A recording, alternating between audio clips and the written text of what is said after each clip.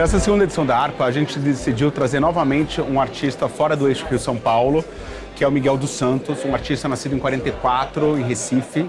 O Miguel é um artista que estava dentro do contexto do movimento armorial, criado por Ariano Suassuna. O Miguel traz uma interpretação própria do movimento armorial, muito particular, criando um universo artístico onde ele mistura as referências da própria ancestralidade dele, africana e indígena. Então ele traz referências às máscaras africanas, à cultura iorubá, referências de mitologias indígenas e também mistura isso com essa própria cultura nordestina do sertão, com as mitologias, com as lendas. Ele produziu diversas figuras antropomórficas, zoomórficas, sobretudo zoomórficas, onde tem uma mistura entre homem e animal. Aqui a gente pode ver esse homem com a cabeça de águia, que tem uma relação interessante com essa pintura, onde a gente vê São Miguel matando um dragão. Tem todo esse universo medieval católico que se mistura com o universo dos animais e das lendas do sertão.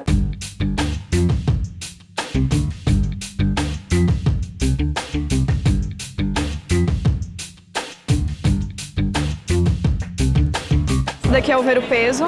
Ele é o maior mercado a céu aberto da América Latina.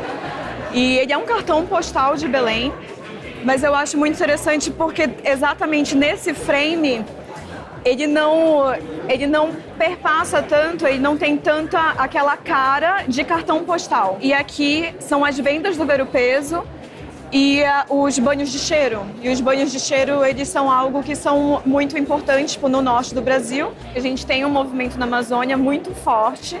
E assim, eu posso falar por Belém do Pará, que é das aparelhagens, e elas têm uma estética muito futurista. Elas são um conjunto de luzes neon e música do tecnobrega, do tecnomelody, e elas mesclam muito, elas brincam muito com isso.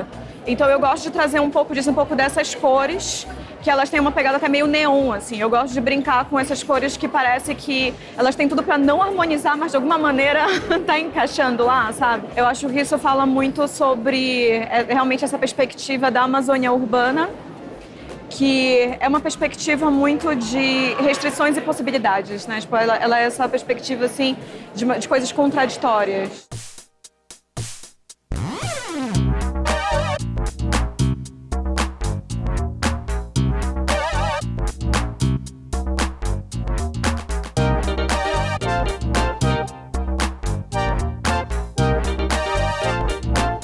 Meu trabalho parte muito de um sentido da arquitetura, nem sempre da arquitetura como desenho de arquiteto, mas das coisas que são construídas.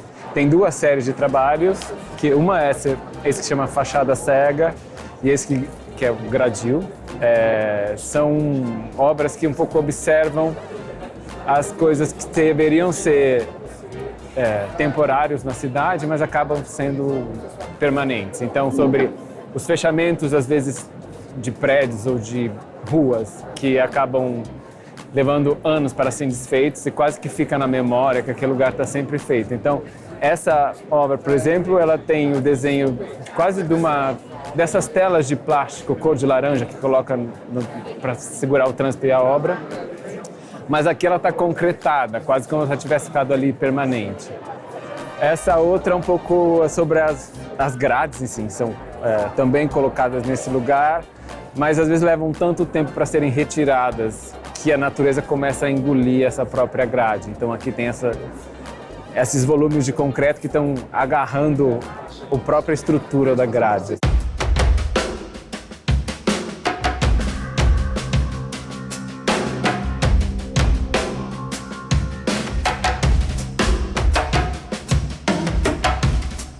Sou um artista do Vale do Araguaia e a minha pesquisa emerge muito da minha vivência nessa região central e profunda do Brasil. Então, toda a questão do agronegócio, do coronelismo e do garimpo às margens do rio são questões políticas que afetaram a minha vida e que hoje afetam o meu trabalho.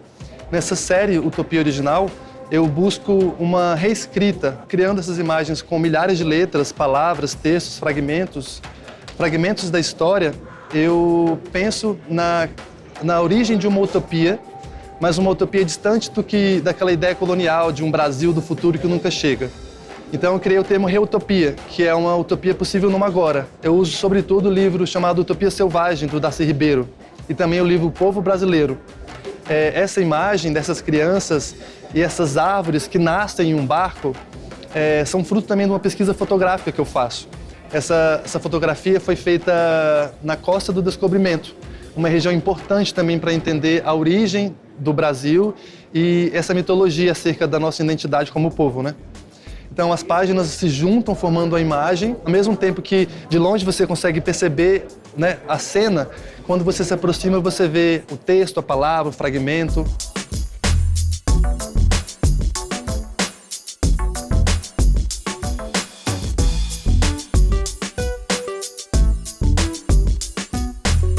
Estamos presentando la obra de Jacobo Rodríguez.